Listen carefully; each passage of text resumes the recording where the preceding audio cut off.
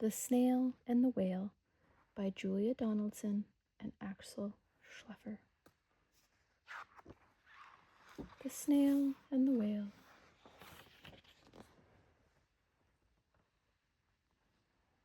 This is the tale of a tiny snail and a great big gray-blue humpback whale. This is the rock as black as soot, and this is the snail with the itchy foot. The sea snail slithered all over the rock and gazed at the sea and the ships in the dock. As she gazed, she sniffed and sighed. The sea is deep and the world is wide. How I long to sail, said the tiny snail. These are the other snails in the flock, who all stuck tight to the smooth black rock, and said to the snail with the itchy foot, "Be quiet, don't wriggle, stay still, stay put." But the tiny sea snail sighed and sniffed, then cried, "I've got it, I'll hitch a lift." This is the trail of the tiny snail, a silvery trail that looped and curled and said, "Lift wanted around the world." This is the whale who came in one night when the tide was high and the stars were bright, a humpback whale immensely long, who sang to the snail a wonderful song of shimmering ice and coral caves and shooting stars and enormous waves. This is the tale of the humpback whale. He held it out to the starlit sea and said to the snail, "Come sail with me."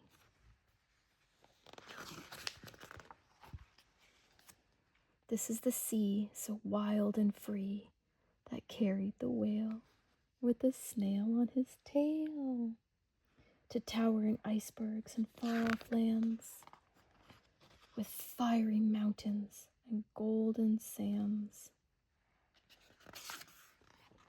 These are the waves that arched and crashed, that foamed and frolicked and sprayed and splashed, the tiny snail on the tail of the whale. These are the caves beneath the waves, where the stripy fish with feathery fins and sharks with hideous toothy grins swam round the whale with the snail on his tail.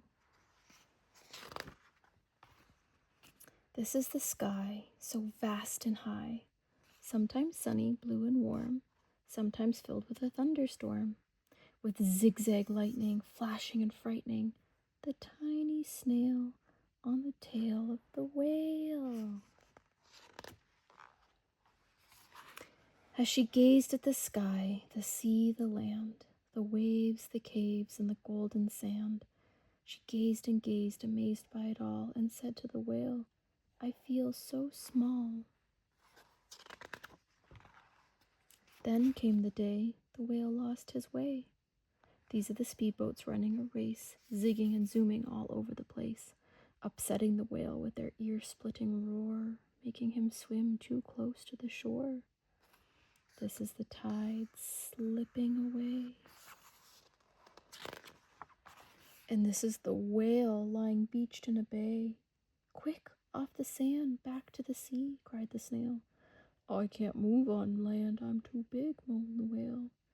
The snail felt helpless and terribly small. Then, "I've got it," she cried, and started to crawl. "I must not fail," said the tiny snail. These are the children on the school in the bay. This is the bell on the school in the bay, ringing the children in from their play. This is the teacher holding her chalk, telling the class, "Sit straight, don't talk." This is the board as black as soot.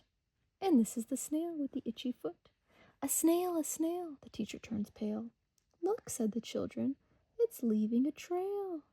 This is the trail of the tiny snail, a silvery trail saying, "Save the whale." These are the children running from school, fetching the firemen, digging a pool, squirting and spraying to keep the whale cool. This is the tide coming back into the bay, and these are the villagers shouting, "Hooray!" as the whale and the snail travel safely away. Back to the dock, and the flock on the rock, who said, "How time's flown, and haven't you grown?" And the whale and the snail told their wonderful tale of shimmering ice and coral caves, and shooting stars and enormous waves, and how the snail, so small and frail, with her looping, curling, silvery trail, saved the life of the humpback whale. Then the humpback whale held out his tail, and on crawled snail after snail after snail. And they sang to the sea as they all set sail on the tail of the gray-blue humpback whale. The end.